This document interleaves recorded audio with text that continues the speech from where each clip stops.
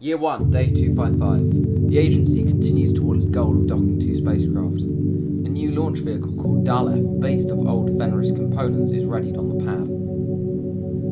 However, its boosters fail, and then, while the separation is attempted, they collide with the main launch vehicle, causing it to be stranded on the pad.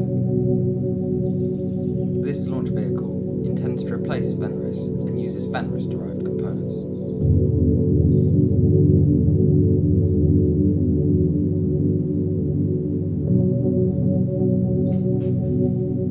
A Leo Bell target vehicle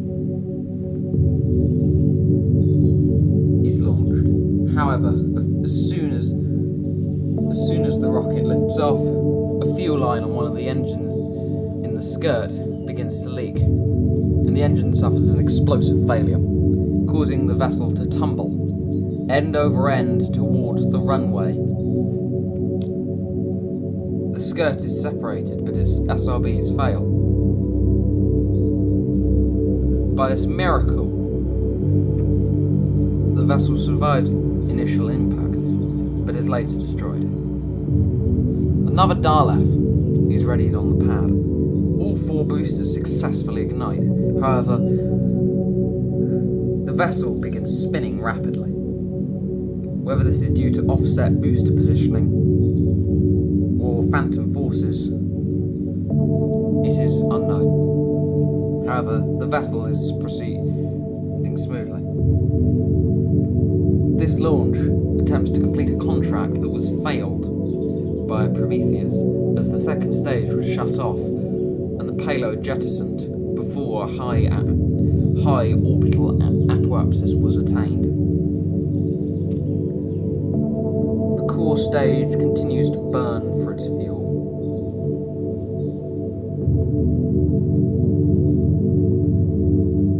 On a suborbital trajectory.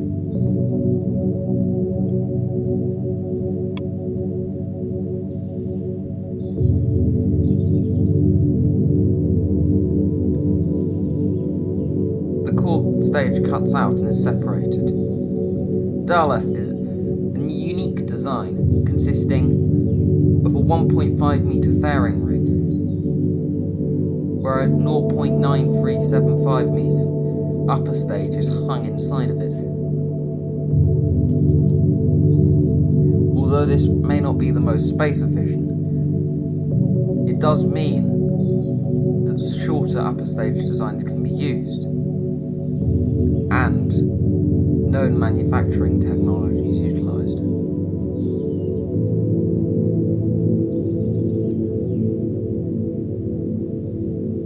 The Dalef second stage is a mashup of concepts from earlier days of the space program. The engine is the second stage to a competitor of Eto, known as Easton, and the tank is from a competitor to Bell. The science data failed with the Prometheus mission is attained, and the contract is completed. The satellite separates from the upper stage, and the upper stage, using its own onboard avionics, burns away from the payload.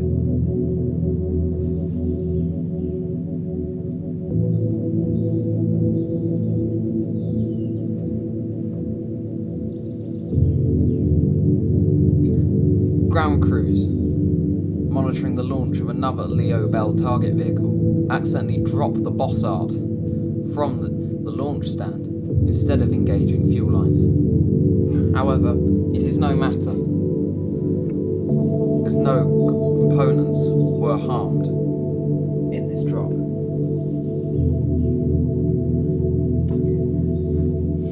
As the previous Leo Bell target vehicle missions, this bossart intends to place a modified Bell D stage, a stage that has not entered full production, into medium kerbin orbit. There, a Leo spacecraft will attempt to rendezvous and dock with it, demonstrating a key maneuver for future missions. The Bossard's skirt is separated, and the vessel powers into the sky.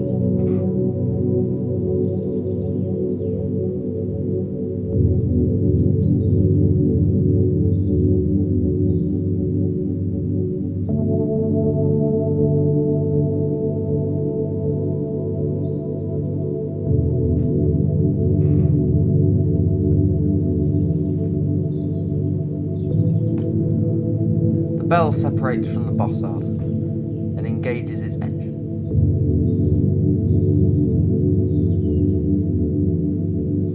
There it will continue to burn until its apoapsis reaches 250 kilometers.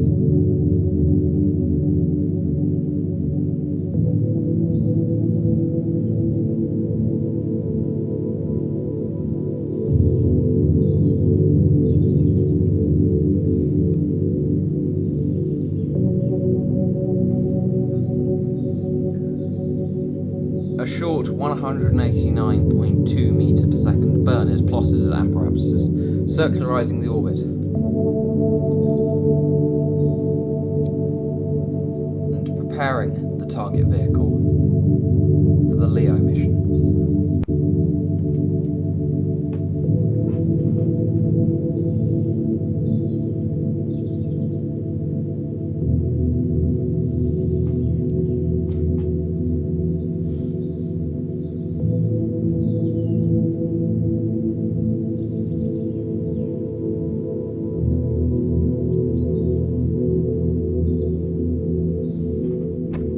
The bell ignites, and the payload shroud is deployed.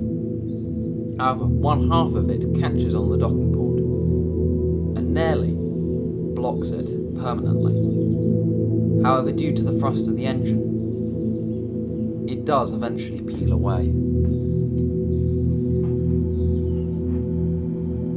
A Leo mission, intending to dock with the target vehicle, is launched.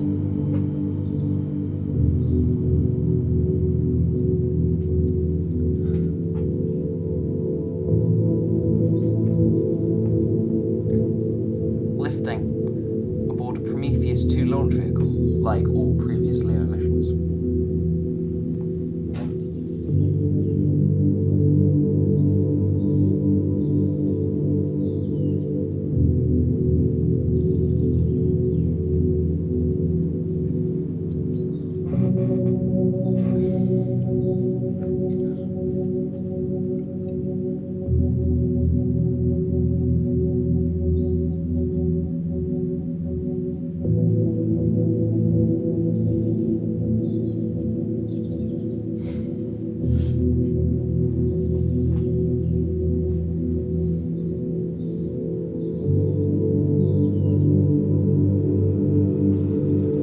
The first stage burns through its fuel and is separated.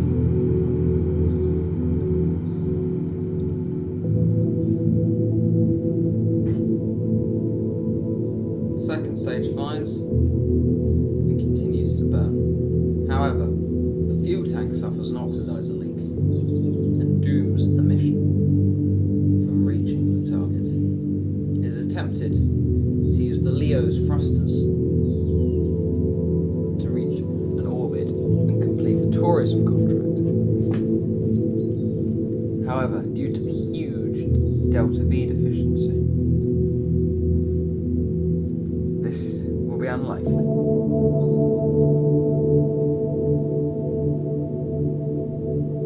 In fact, it is impossible. The service module runs out of fuel and is separated.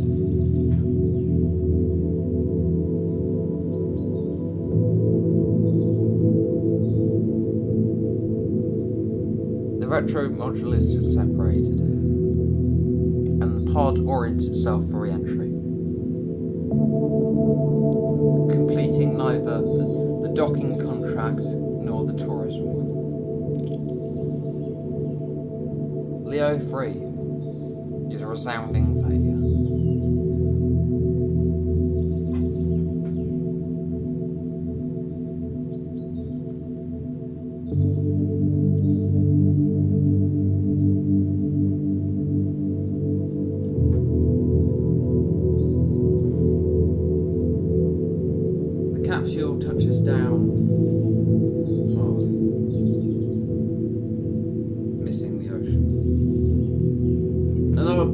craft is launched.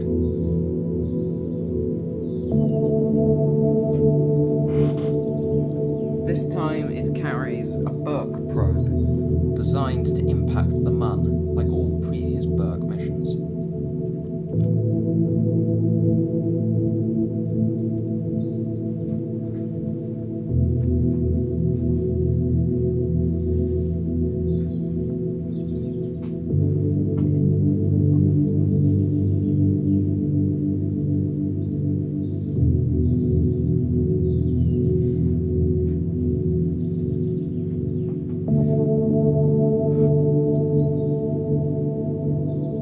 Mun impact missions are becoming fairly routine at this point, and it is debated whether to press the Burke program to a different goal.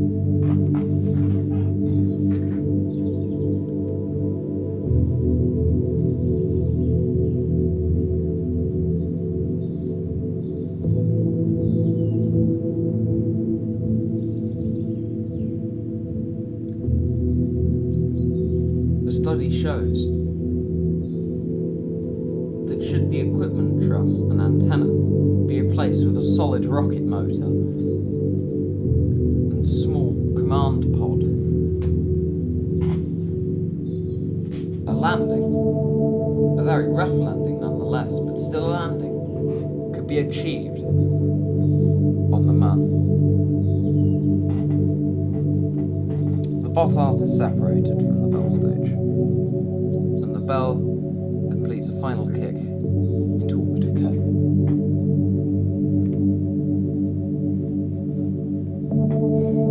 On deployment of the payload fairing, mission planners discover that one of the batteries has failed.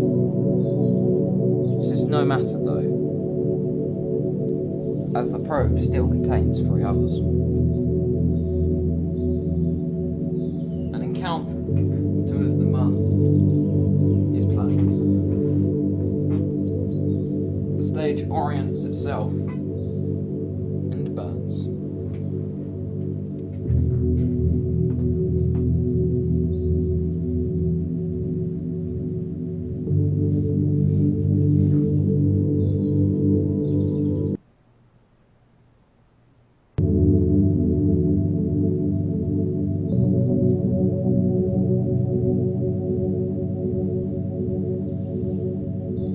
An impact trajectory is attained.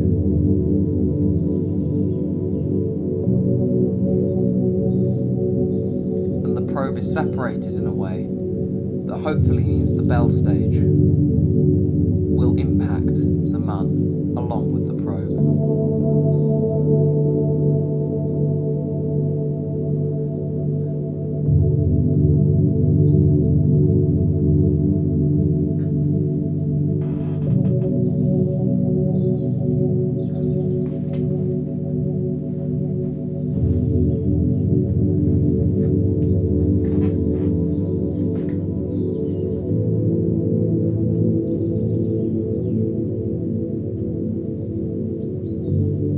Approaching the Mun, the Burke begins to transmit its data back to kerbin.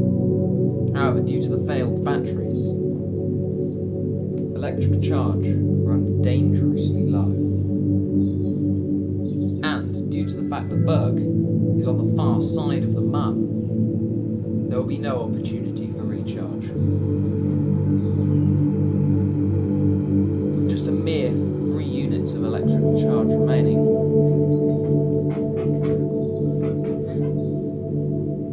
Burke begins its fatal descent to the Mun.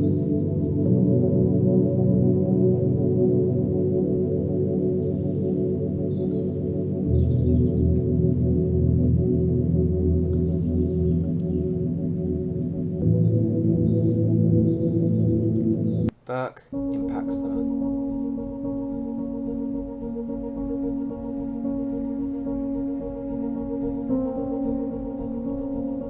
Leo 4 is launched, and after nearly nosediving into the VAB upon initial ascent, the mission is go.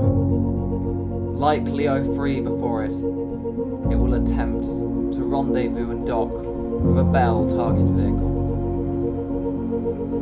The first stage cuts out and the second ignites.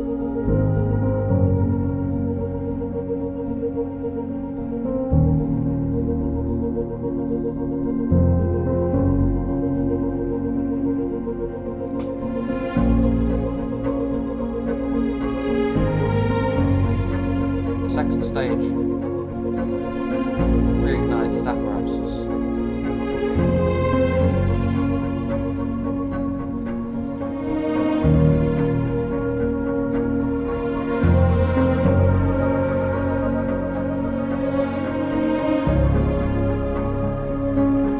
After achieving a stable orbit, an inclination change is plotted and executed.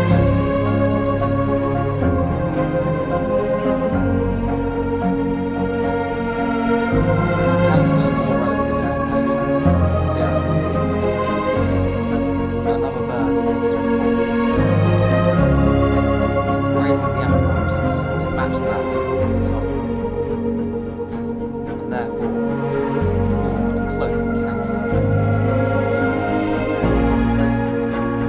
Successful. Leo's thrusters encounter.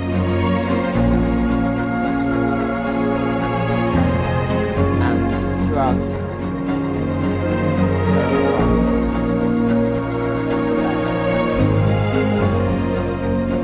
Igniting its thrusters to kill relative velocity.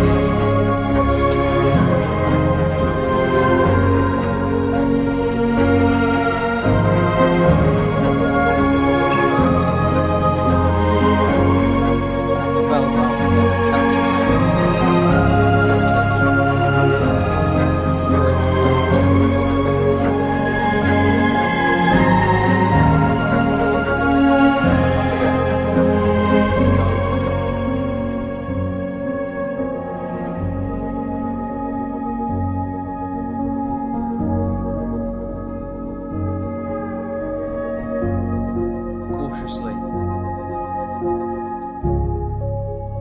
Jeb inches towards the Bell,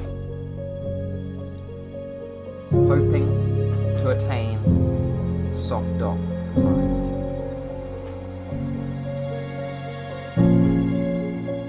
An indexing key is deployed, designed to slot into the gap on the target board to align the roll axis when docking.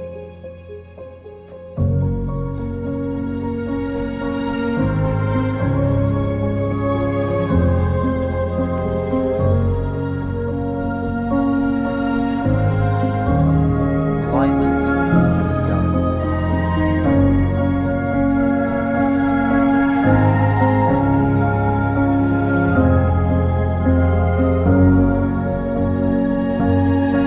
Thrusters pulse, drawing the two boards together, and then docking is achieved.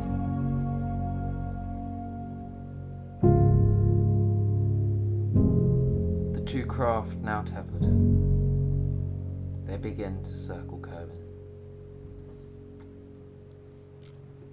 The science data on the target vehicle is readied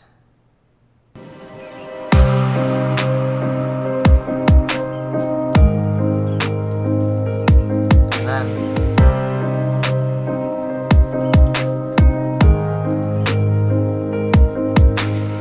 will be collected by Jebediah on EA.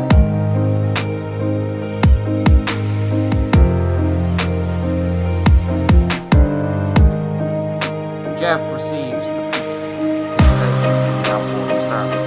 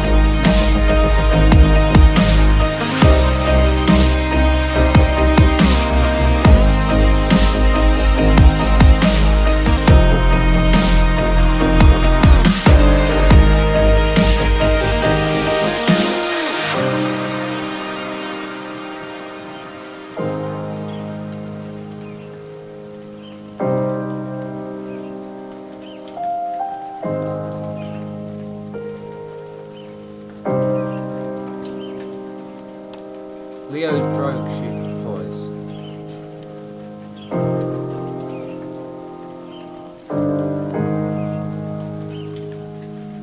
And then the main chute does too. Landing just off the coast. A successful mission.